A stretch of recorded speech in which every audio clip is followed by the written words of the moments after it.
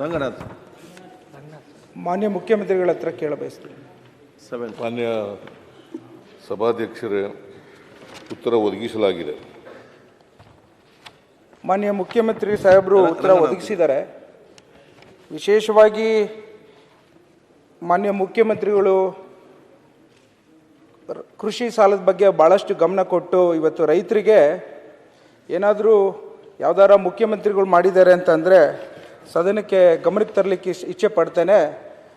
ಹಿಂದೆ ಅವರ ಕಾಲದಲ್ಲಿ 8,000 ಕೋಟಿ ರೂಪಾಯಿನ ಸಾಲವನ್ನು ಮನ್ನಾ ಮಾಡಿರೋಂಥ ಇತಿಹಾಸ ಇದೆ.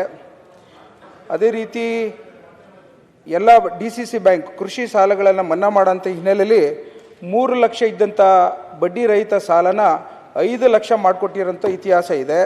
ಅದೇ ರೀತಿ 3% ಇಂಟ್ರೆಸ್ಟಲ್ಲಿ 10 ಲಕ್ಷ ಇದ್ದದನ್ನು 15 ಲಕ್ಷಕ್ಕೆ ಏರಿರೋಂಥ ಇತಿಹಾಸ ಇದೆ. ಆದರೆ ಇಲ್ಲಿ ಈಗಿನ ಸಂದರ್ಭ ಏನಾಗಿದೆ ಅಂತ ಅಂದರೆ DCC ಬ್ಯಾಂಕ್ ಇದು ಎಲೆಕ್ಷನ್ ಮೂಲಕ ಆಗೋವಂಥದ್ದು ಸಹಕಾರ ಚುನಾವಣೆ. ಅದರಲ್ಲಿ ಡೈರೆಕ್ಟ್ರುಗಳು ಗೆಲ್ತಾರೆ ಒಂದೊಂದು ತಾಲೂಕಿಂದ. ನಮ್ಮಲ್ಲಿ 11 ತಾಲೂಕಿದೆ ಮಾನ್ಯ ಸಭಾಧ್ಯಕ್ಷರೇ. ಆ ಡೈರೆಕ್ಟ್ರುಗಳು 10 ವರ್ಷದಿಂದ 10 ಸಲ ಚುನಾವಣೆಗಳನ್ನ ಮಾಡಿ ಅವರೇ ಬರ್ತಾ ಇದ್ದಾರೆ. ಹೊಸಬ್ರನ್ನ ಯಾವುದೇ ರೀತಿಯಲ್ಲೂ ಸಹಕಾರ ಸಂಘದಲ್ಲಿ ಕೃಷಿ ರೈತರನ್ನ ಸೇರಿಸ್ಕೊಳ್ಳಿಕ್ಕೆ ಅವಕಾಶ ಕೊಡೋದಿಲ್ಲ. ಹೊಸ ಕಾನೂನಲ್ಲಿ 25% ಹೊಸಬ್ರನ್ನ ನಾಮಿನೇಷನ್ ಸದಸ್ಯರಾಗಲಿಕ್ಕೆ ಅವಕಾಶ ಇದೆ. ಅದನ್ನು ಫಾಲೋ ಮಾಡೋದಿಲ್ಲ. ಅದ್ರ ಜೊತೆ ಇವತ್ತು ನಮ್ಮ ಕುಣಿಗಲ್ ತಾಲೂಕು ಮಾನ್ಯ ಸಭಾಧ್ಯಕ್ಷರೇ 20 ಜನ ರೈತರಿಗೆ ಮಾತ್ರ ಅಲ್ಪಾವಧಿ ಸಾಲ ಕೊಟ್ಟಿದ್ದಾರೆ ಮಾನ್ಯ ಸಭಾಧ್ಯಕ್ಷರೇ. ನನ್ನ ತಾಲೂಕಲ್ಲಿ 4 ಲಕ್ಷ ಪಾಣಿ ಇದೆ. ಸುಮಾರು 1 ಲಕ್ಷ ಜನ ರೈತರಿದ್ದಾರೆ. ಕೇವಲ ಅಲ್ಪಾವಧಿಯಲ್ಲಿ 20 ಜನಕ್ಕೆ ಮಾತ್ರ ಸಾಲ ಕೊಟ್ಟರೆ ಯಾವ ಕಾರಣಕ್ಕೋಸ್ಕರ ಈ DCC ಬ್ಯಾಂಕು ಮತ್ತು ಇನ್ನಿತರದ್ದು ಬೇಕು? ಇವತ್ತು ನಬಾರ್ಡಿಂದ ಸಾಲ ಬರುತ್ತೆ ಅಂತಂತಾರೆ. ಅದನ್ನು ಸಹ ತಾನೇ ಟ್ಯಾಕ್ಸ್ ಪೇಯ್ಡ್ ಮನಿ ಅಲ್ವೇ? ಅದು ಭಾರತ ಸರ್ಕಾರದಾಗಲಿ ನಬಾರ್ಡಿಂದ ಆಗಲಿ ಇದು ನಾನು ಕೇಳ್ತಿರೋದು ಮಾನ್ಯ ಸಭಾಧ್ಯಕ್ಷರು ರೈತರ ರಕ್ಷಣೆಗೆ ಬರಬೇಕಾಗಿದೆ.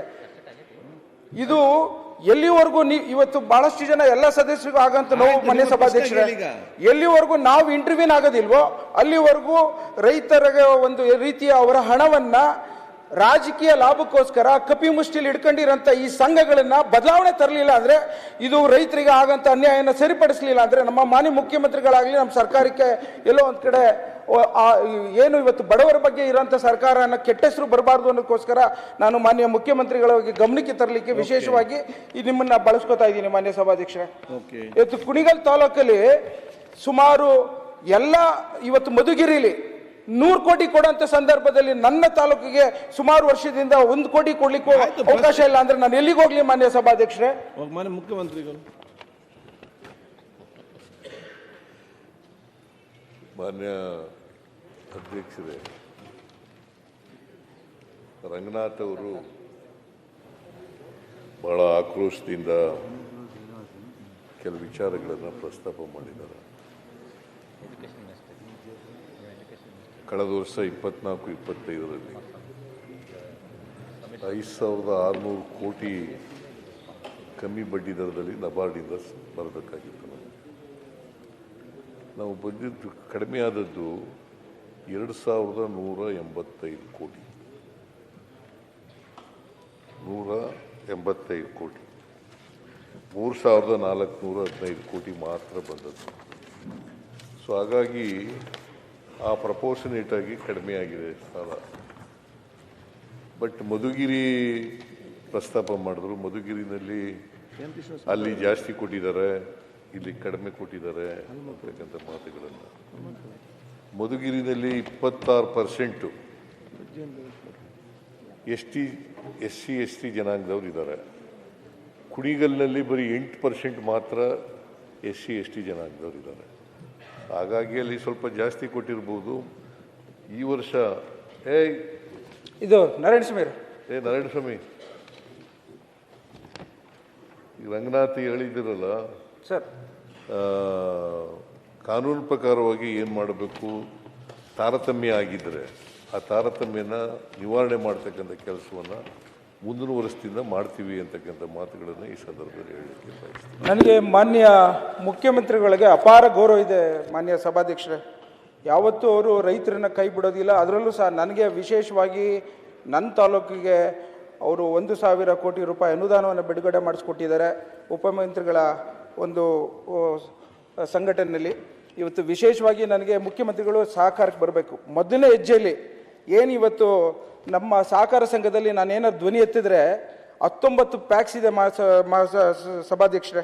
ಅದರಲ್ಲಿ ಏನಾರು ಧ್ವನಿ ಎತ್ತಿದ್ರೆ ಅದು ಯಾರೋ ಒಬ್ಬ AR ಇದ್ದಾನೆ ಮಾನ್ಯ ಸಭಾಧ್ಯಕ್ಷ, 2.25 ವರ್ಷದಿಂದ ಸೃಷ್ಟಿ ಮಾಡ್ತೀನಿ ಅಂತ ಹೇಳ್ತಾನೆ, ಇವತ್ತು ಸೂಪರ್ ಸೀಟ್ ಮಾಡ್ತೀನಿ ಅಂತ ಹೇಳ್ತಾನೆ, ಇವತ್ತಿನ ದಿನ ವಜಾ ಮಾಡ್ತೀವಿ ಅಂತ ಹೇಳ್ತಾನೆ. ನಾನು ಮಾನ್ಯ ಸಭಾಧ್ಯಕ್ಷರ ಮುಂದೆ ನಾನು ಕೇಳ್ಕೊಳ್ಳೋಂಥದ್ದು, ಫಸ್ಟ್ನೇದಾಗಿ ಏನು AR ಇದ್ದಾರೆ ಆ ಭಾಗದಲ್ಲಿ ನನ್ನ ತಾಲೂಕಿಗೆ ಸಂಬಂಧಪಟ್ಟದನ್ನು ಒಂದು ಅವ್ರು ಬದಲಾವಣೆ ಮಾಡಲಿಕ್ಕೆ ನಾನು ಅವ್ರನ್ನ ಸಬ್ಮಿಷನ್ ಮಾಡ್ಕೋತೀನಿ. ನಾನು ಆಕ್ರೋಶ ಏನಿಲ್ಲ ಮಾನ್ಯ ಸಭಾಧ್ಯಕ್ಷರೇ, ನಾನು ಮಾತಾಡೋದೇ ಈಗ ಮುಖ್ಯಮಂತ್ರಿಗಳ ಮುಂದೆ ಅಪಾರವಾದ ಗೌರವದಲ್ಲಿ ಕೇಳ್ಕೊತಾ ಇದ್ದೀನಿ. ನನ್ನ ತಾಲೂಕಿಗೆ ರಕ್ಷಣೆಗೆ ಯಾವ ರೀತಿ ಇಲ್ಲಿವರೆಗೂ ಬಂದಿದ್ದಾರೆ ಇದೂ ಒಂದು ಹೆಜ್ಜೆ ಬರಬೇಕು ಅಂತ ಹೇಳಿ ತಮ್ಮ ಮೂಲಕ ಕೇಳ್ಕೊತೀನಿ ಮಾನ್ಯ ಸಭಾಧ್ಯಕ್ಷರು.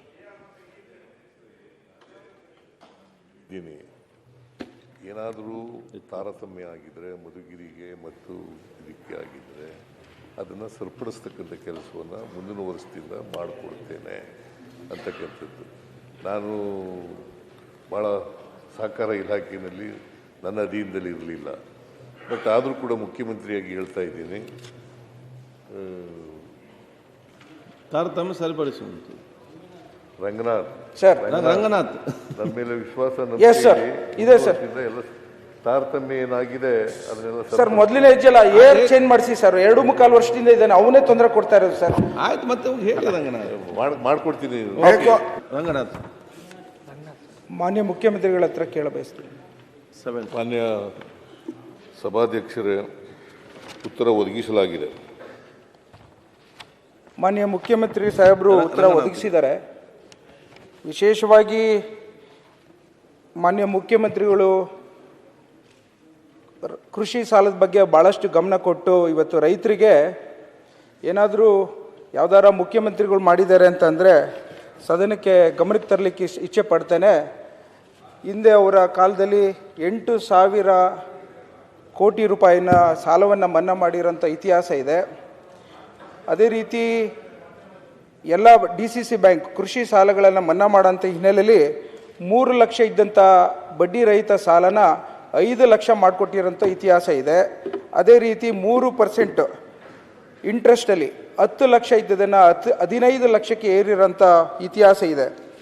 ಆದರೆ ಇಲ್ಲಿ ಈಗಿನ ಸಂದರ್ಭ ಏನಾಗಿದೆ ಅಂತ ಅಂದರೆ, DCC ಬ್ಯಾಂಕ್ ಇದು ಎಲೆಕ್ಷನ್ ಮೂಲಕ ಆಗೋವಂಥದ್ದು ಸಹಕಾರ ಚುನಾವಣೆ, ಅದರಲ್ಲಿ ಡೈರೆಕ್ಟರ್ಗಳು ಗೆಲ್ತಾರೆ ಒಂದೊಂದು ತಾಲೂಕಿಂದ. ನಮ್ಮಲ್ಲಿ 11 ತಾಲೂಕಿದೆ ಮಾನ್ಯ ಸಭಾಧ್ಯಕ್ಷರೇ. ಆ ಡೈರೆಕ್ಟರ್ಗಳು 10 ವರ್ಷದಿಂದ 10 ಸಲ ಚುನಾವಣೆಗಳನ್ನ ಮಾಡಿ ಅವರೇ ಬರ್ತಾ ಇದ್ದಾರೆ. ಹೊಸಬ್ರನ್ನ ಯಾವುದೇ ರೀತಿಯಲ್ಲೂ ಸಹಕಾರ ಸಂಘದಲ್ಲಿ ಕೃಷಿ ರೈತರನ್ನ ಸೇರಿಸ್ಕೊಳ್ಳಿಕ್ಕೆ ಅವಕಾಶ ಕೊಡೋದಿಲ್ಲ. ಹೊಸ ಕಾನೂನಲ್ಲಿ 25% ಅಷ್ಟು ಹೊಸಬ್ರನ್ನ ನಾಮಿನೇಷನ್ ಸದಸ್ಯರಾಗಲಿಕ್ಕೆ ಅವಕಾಶ ಇದೆ, ಅದನ್ನು ಫಾಲೋ ಮಾಡೋದಿಲ್ಲ. ಅದ್ರ ಜೊತೆ ಇವತ್ತು ನಮ್ಮ ಕುಣಿಗಲ್ ತಾಲೂಕು ಮಾನ್ಯ ಸಭಾಧ್ಯಕ್ಷರೇ 20 ಜನ ರೈತರಿಗೆ ಮಾತ್ರ ಅಲ್ಪಾವಧಿ ಸಾಲ ಕೊಟ್ಟಿದ್ದಾರೆ ಮಾನ್ಯ ಸಭಾಧ್ಯಕ್ಷರೇ. ನನ್ನ ತಾಲೂಕಲ್ಲಿ 4 ಲಕ್ಷ ಪಾಣಿ ಇದೆ, ಸುಮಾರು 1 ಲಕ್ಷ ಜನ ರೈತರಿದ್ದಾರೆ. ಕೇವಲ ಅಲ್ಪಾವಧಿಯಲ್ಲಿ 20 ಜನಕ್ಕೆ ಮಾತ್ರ ಸಾಲ ಕೊಟ್ಟರೆ ಯಾವ ಕಾರಣಕ್ಕೋಸ್ಕರ ಈ DCC ಬ್ಯಾಂಕು ಮತ್ತು ಇನ್ನಿತರದ್ದು ಬೇಕು? ಇವತ್ತು ನಬಾರ್ಡಿಂದ ಸಾಲ ಬರುತ್ತೆ ಅಂತಂತಾರೆ, ಅದನ್ನು ತಾನೇ ಟ್ಯಾಕ್ಸ್ ಪೇಯ್ಡ್ ಮನಿ ಅಲ್ವೇ? ಅದು ಭಾರತ ಸರ್ಕಾರದಾಗಲಿ ನಬಾರ್ಡಿಂದ ಆಗಲಿ ಇದು ನಾನು ಕೇಳ್ತಿರೋದು ಮಾನ್ಯ ಸಭಾಧ್ಯಕ್ಷರು ರೈತರ ರಕ್ಷಣೆಗೆ ಬರಬೇಕಾಗಿದೆ. ಇದು ಎಲ್ಲಿವರೆಗೂ ಇವತ್ತು ಬಹಳಷ್ಟು ಜನ ಎಲ್ಲ ಸದಸ್ಯರಿಗೂ ಆಗಂತ ನೋವು ಮಾನ್ಯ ಸಭಾಧ್ಯಕ್ಷರೇ, ಎಲ್ಲಿವರೆಗೂ ನಾವು ಇಂಟರ್ವ್ಯೂನ್ ಆಗೋದಿಲ್ವೋ ಅಲ್ಲಿವರೆಗೂ ರೈತರಿಗೆ ಒಂದು ರೀತಿಯ ಅವರ ಹಣವನ್ನ ರಾಜಕೀಯ ಲಾಭಕ್ಕೋಸ್ಕರ ಕಪಿಮುಷ್ಟಿಲಿ ಇಟ್ಕೊಂಡಿರೋಂಥ ಈ ಸಂಘಗಳನ್ನ ಬದಲಾವಣೆ ತರಲಿಲ್ಲ ಅಂದ್ರೆ, ಇದು ರೈತರಿಗೆ ಆಗಂತ ಅನ್ಯಾಯನ ಸರಿಪಡಿಸಲಿಲ್ಲ ಅಂದ್ರೆ ನಮ್ಮ ಮಾನ್ಯ ಮುಖ್ಯಮಂತ್ರಿಗಳಾಗಲಿ ನಮ್ಮ ಸರ್ಕಾರಕ್ಕೆ ಎಲ್ಲೋ ಒಂದ್ ಕಡೆ ಏನು ಇವತ್ತು ಬಡವರ ಬಗ್ಗೆ ಇರೋಂಥ ಸರ್ಕಾರನ ಕೆಟ್ಟ ಹೆಸರು ಬರಬಾರ್ದು ಅನ್ನೋದಕ್ಕೋಸ್ಕರ ನಾನು ಮಾನ್ಯ ಮುಖ್ಯಮಂತ್ರಿಗಳಿಗೆ ಗಮನಕ್ಕೆ ತರಲಿಕ್ಕೆ ವಿಶೇಷವಾಗಿ ನಿಮ್ಮನ್ನ ಬಳಸ್ಕೊತಾ ಇದ್ದೀನಿ ಮಾನ್ಯ ಸಭಾಧ್ಯಕ್ಷರೇ. ಇವತ್ತು ಕುಣಿಗಲ್ ತಾಲೂಕಲ್ಲಿ ಸುಮಾರು ಎಲ್ಲ ಇವತ್ತು ಮಧುಗಿರಿಲಿ 100 ಕೋಟಿ ಕೊಡುವಂತ ಸಂದರ್ಭದಲ್ಲಿ ನನ್ನ ತಾಲೂಕಿಗೆ ಸುಮಾರು ವರ್ಷದಿಂದ 1 ಕೋಟಿ ಕೊಡ್ಲಿಕ್ಕೆ ಅವಕಾಶ ಇಲ್ಲ ಅಂದ್ರೆ ನಾನು ಎಲ್ಲಿಗೆ ಹೋಗ್ಲಿ ಮಾನ್ಯ ಸಭಾಧ್ಯಕ್ಷರೇ? ಮಾನ್ಯ ಮುಖ್ಯಮಂತ್ರಿಗಳು, ಮಾನ್ಯ ಅಧ್ಯಕ್ಷರೇ, ರಂಗನಾಥ್ ಅವರು ಬಹಳ ಆಕ್ರೋಶದಿಂದ ಕೆಲವು ವಿಚಾರಗಳನ್ನು ಪ್ರಸ್ತಾಪ ಮಾಡಿದ್ದಾರೆ. ಕಳೆದ ವರ್ಷ 24-25ರಲ್ಲಿ 5,600 ಕೋಟಿ ಕಮ್ಮಿ ಬಡ್ಡಿ ದರದಲ್ಲಿ ನಬಾರ್ಡಿಂದ ಬರಬೇಕಾಗಿತ್ತು. ನಾವು ಬಂದಿದ್ದು ಕಡಿಮೆ ಆದದ್ದು 2,185 ಕೋಟಿ 185 ಕೋಟಿ 3,415 ಕೋಟಿ ಮಾತ್ರ ಬಂದದ್ದು. ಸೊ ಹಾಗಾಗಿ ಆ ಪ್ರಪೋರ್ಷನೇಟ್ ಆಗಿ ಕಡಿಮೆ ಆಗಿದೆ ಸಾಲ. ಬಟ್ ಮಧುಗಿರಿ ಪ್ರಸ್ತಾಪ ಮಾಡಿದ್ರು. ಮಧುಗಿರಿನಲ್ಲಿ ಅಲ್ಲಿ ಜಾಸ್ತಿ ಕೊಟ್ಟಿದ್ದಾರೆ, ಇಲ್ಲಿ ಕಡಿಮೆ ಕೊಟ್ಟಿದ್ದಾರೆ ಅಂತಕ್ಕಂಥ ಮಾತುಗಳನ್ನು. ಮಧುಗಿರಿನಲ್ಲಿ 26% SC ಜನಾಂಗದವ್ರು ಇದ್ದಾರೆ. ಕುಣಿಗಲ್ನಲ್ಲಿ ಬರೀ 8% ಮಾತ್ರ SC ಜನಾಂಗದವ್ರು ಇದ್ದಾರೆ. ಹಾಗಾಗಿ ಅಲ್ಲಿ ಸ್ವಲ್ಪ ಜಾಸ್ತಿ ಕೊಟ್ಟಿರ್ಬೋದು. ಈ ವರ್ಷ ಇದು ನಾರಾಯಣಸ್ವಾಮಿ ಈಗ ರಂಗನಾಥ್ ಹೇಳಿದಿರಲ್ಲ ಸರ್, ಕಾನೂನು ಪ್ರಕಾರವಾಗಿ ಏನು ಮಾಡಬೇಕು, ತಾರತಮ್ಯ ಆಗಿದ್ದರೆ ಆ ತಾರತಮ್ಯನ ನಿವಾರಣೆ ಮಾಡ್ತಕ್ಕಂಥ ಕೆಲಸವನ್ನು ಮುಂದಿನ ವರ್ಷದಿಂದ ಮಾಡ್ತೀವಿ ಅಂತಕ್ಕಂಥ ಮಾತುಗಳನ್ನು ಈ ಸಂದರ್ಭದಲ್ಲಿ ಹೇಳಲಿಕ್ಕೆ ಬಯಸ್ತೀನಿ. ನನಗೆ ಮಾನ್ಯ ಮುಖ್ಯಮಂತ್ರಿಗಳಿಗೆ ಅಪಾರ ಗೌರವ ಇದೆ ಮಾನ್ಯ ಸಭಾಧ್ಯಕ್ಷರೇ.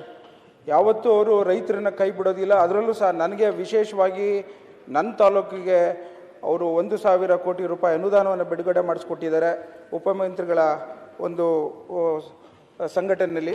ಇವತ್ತು ವಿಶೇಷವಾಗಿ ನನಗೆ ಮುಖ್ಯಮಂತ್ರಿಗಳು ಸಹಕಾರಕ್ಕೆ ಬರಬೇಕು. ಮೊದಲನೇ ಹೆಜ್ಜೆಯಲ್ಲಿ ಏನು ಇವತ್ತು ನಮ್ಮ ಸಹಕಾರ ಸಂಘದಲ್ಲಿ ನಾನೇನಾದ್ರು ಧ್ವನಿ ಎತ್ತಿದ್ರೆ 19 ಪ್ಯಾಕ್ಸ್ ಇದೆ ಸಭಾಧ್ಯಕ್ಷರೇ. ಅದರಲ್ಲಿ ಏನಾರು ಧ್ವನಿ ಎತ್ತಿದ್ರೆ ಅದು ಯಾರೋ ಒಬ್ಬ AR ಇದ್ದಾನೆ ಮಾನ್ಯ ಸಭಾಧ್ಯಕ್ಷ, 2.25 ವರ್ಷದಿಂದ ಸೃಷ್ಟಿ ಮಾಡ್ತೀನಿ ಅಂತ ಹೇಳ್ತಾನೆ. ಇವತ್ತು ಸೂಪರ್ ಸೀಟ್ ಮಾಡ್ತೀನಿ ಅಂತ ಹೇಳ್ತಾನೆ.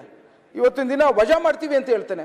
ನಾನು ಮಾನ್ಯ ಸಭಾಧ್ಯಕ್ಷರ ಮುಂದೆ ನಾನು ಕೇಳ್ಕೊಳ್ಳೋಂಥದ್ದು, ಫಸ್ಟ್ನೇದಾಗಿ ಏನು AR ಇದ್ದಾರೆ ಆ ಭಾಗದಲ್ಲಿ ನನ್ನ ತಾಲೂಕಿಗೆ ಸಂಬಂಧಪಟ್ಟದ್ದನ್ನು ಒಂದು ಅವ್ರು ಬದಲಾವಣೆ ಮಾಡಲಿಕ್ಕೆ ನಾನು ಅವ್ರನ್ನ ಸಬ್ಮಿಷನ್ ಮಾಡ್ಕೋತೀನಿ. ನಾನು ಆಕ್ರೋಶ ಏನಿಲ್ಲ ಮಾನ್ಯ ಸಭಾಧ್ಯಕ್ಷರೇ. ನಾನು ಮಾತಾಡೋದೇ ಈಗ ಮುಖ್ಯಮಂತ್ರಿಗಳ ಮುಂದೆ ಅಪಾರವಾದ ಗೌರವದಲ್ಲಿ ಕೇಳ್ಕೊತಾ ಇದ್ದೀನಿ. ನನ್ನ ತಾಲೂಕಿಗೆ ರಕ್ಷಣೆಗೆ ಯಾವ ರೀತಿ ಇಲ್ಲಿವರೆಗೂ ಬಂದಿದ್ದಾರೆ, ಇದೂ ಒಂದು ಹೆಜ್ಜೆ ಬರಬೇಕು ಅಂತ ಹೇಳಿ ತಮ್ಮ ಮೂಲಕ ಕೇಳ್ಕೊತೀನಿ ಮಾನ್ಯ ಸಭಾಧ್ಯಕ್ಷರು.